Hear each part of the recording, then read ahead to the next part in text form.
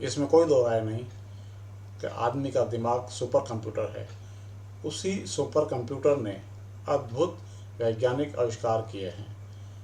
प्रकृति के संकेतों को समझने के लिए कई उपकरण भी बनाए हैं।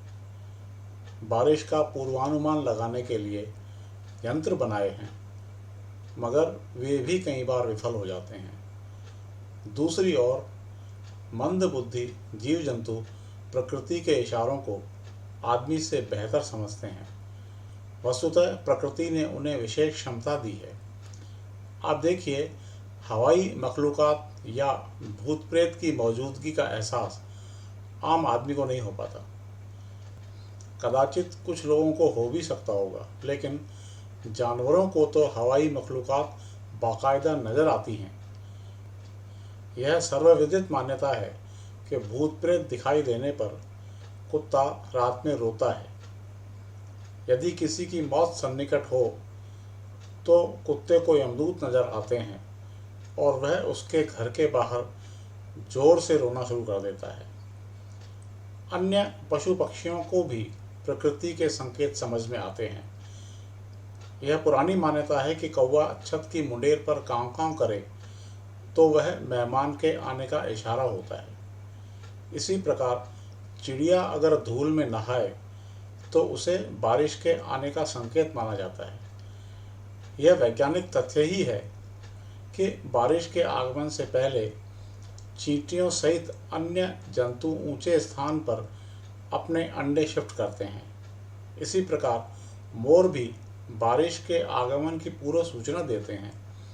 नक्षत्र भी बारिश के बारे में संकेत दिया करते हैं।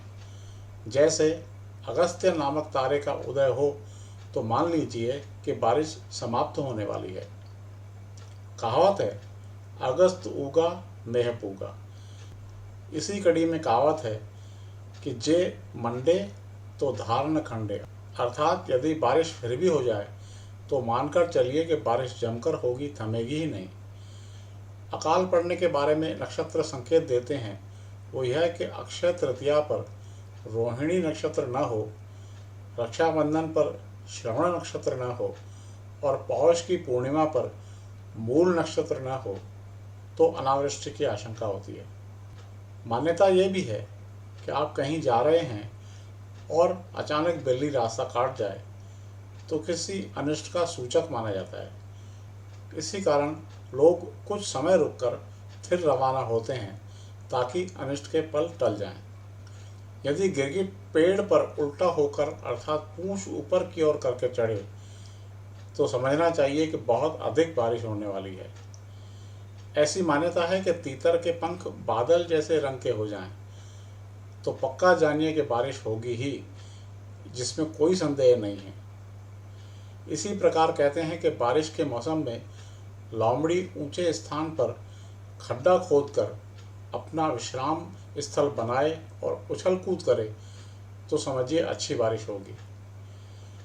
यूं आदमी में भी प्रकृति के कुछ संकेत पकड़ने की क्षमता होती है।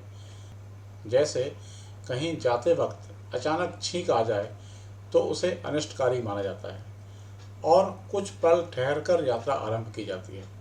इसी प्रकार यदि बच्चा झाड़ू लगाए तो माना जाता है कि कोई मेहमान आने वाला है। ऐसी मान्यता है कि जब हम किसी महत्वपूर्ण कार्य के लिए निकलते हैं तो शव यात्रा, झाड़ू लगाती महिला सफाई कर्मचारी, पानी का घड़ा भरकर लाती महिला आदि के सामने आने को शुभ माना जाता है। अर्थात जिस कार्य के लिए हम जा रहे हैं उसके संपन्न होने की पूरी संभावना होती है। यानी कि हमने अनुभव के आधार पर प्रकृति के संकेतों को समझने की कोशिश की है।